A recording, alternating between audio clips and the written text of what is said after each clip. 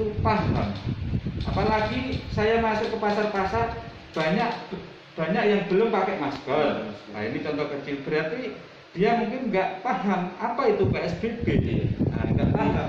Bapak menyadari bahwa gugus tugas maupun Pemkab Sidoarjo kurang maksimal dalam mensosialisasikan. Nah, ini kalau menurut saya itu kurang maksimal. Nah, mumpung ini masih ada waktu, nah, mari kita maksimalkan. Pihak pemerintah Kabupaten Sidoarjo bisa bekerja sama dengan semua elemen yang ada di Sidoarjo. Itu penting.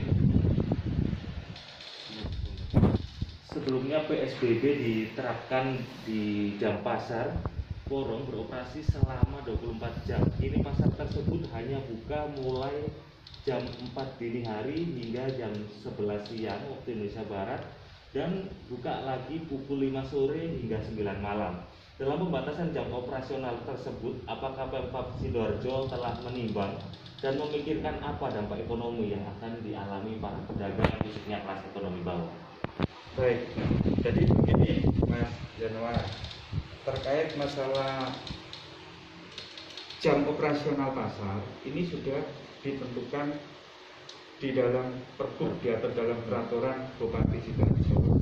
Peraturan Bupati Sidoarjo juga mengacu pada peraturan yang lebih atasnya, yaitu peraturan gubernur, tidak lepas dari peraturan yang di atasnya. Juga di atasnya juga ada peraturan presiden, ada peraturan kementerian juga ada. Jadi mengacu pada itu.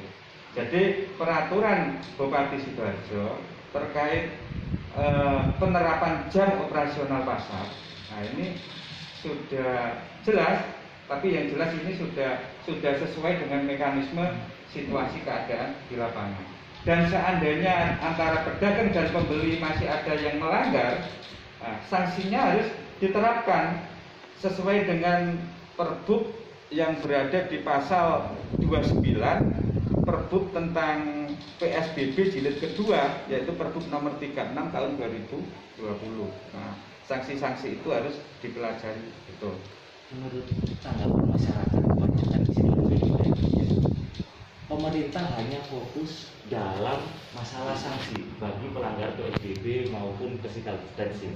Pemerintah kurang maksimal dalam penyaluran bantuan terutama di UMKM bagi pengusaha yang memang baru merintis usahanya.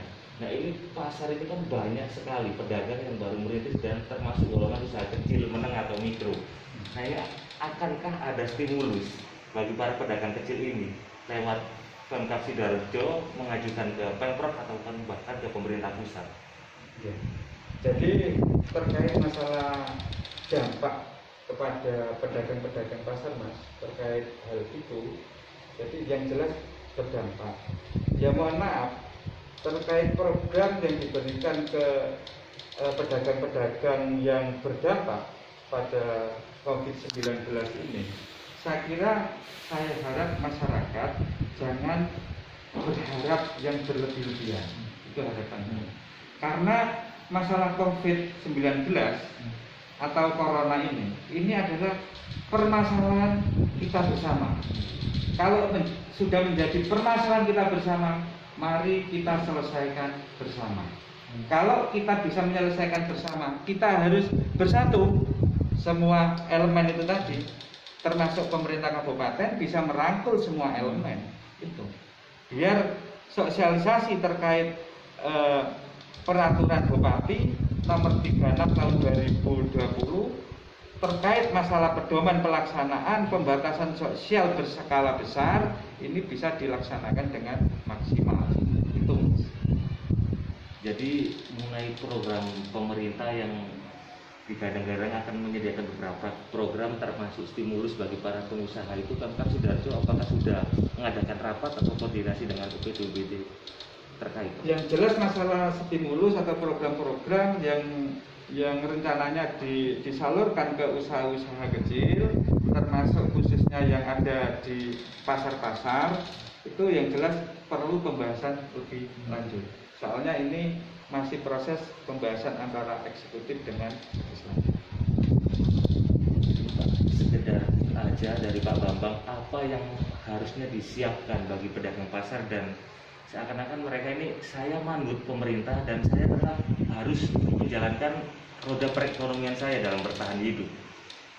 Pak Bambang sebagai dewan dan juga pengusaha daging, apakah ada tips bagi para pedagang itu? Ya, baik. Kalau menurut saya berharap semua pedagang pasar di Sidoarjo ada 17.000 pedagang pasar dari bermacam-macam jenis dagangan. Ada sayur, daging, dan macam-macam. Itu jumlahnya dari 19 pasar itu kurang lebih 17.000 pedagang pasar. Saya berharap dengan situasi COVID-19 pedagang-pedagang tidak mengurangi penghasilannya. Jadi tetap bisa transaksi, bisa berjualan melalui media sosial yang ada. Dialihkan ke manfaatan teknologi. Iya, ke pemanfaatan transaksi teknologi. Contohnya, satu misal lewat online, pesan lewat online, WA bisa, Instagram bisa, email bisa, maupun yang lewat media sosial yang lain. Itu insya Allah lebih efektif. Dan di samping itu, pedagang juga berinovatif. Nah, inovatif itu harus banyak ide. Ya apa caranya aku memakai media sosial, dagangan saya tetap jalan seperti semula. Para pedagang pasar ini kan kebanyakan umurnya 45 ke atas. 45 ke atas itu cenderung pahamnya terhadap teknologi kurang. Nah, selama ini sebelum adanya pandemi COVID-19 ini di Sidoarjo, di Sperindak maupun anggota DPRD Komisi B yang menangani dalam hal pasar tradisional, apakah ada sedikit penyuluhan mengenai era yang berganti menjadi era industri 4.0 yang dimaksud era teknologi? Nah, ini untuk membantu para pedagang pasar untuk lebih paham dan lebih maju dalam menghadapi kehidupan yang akan datang.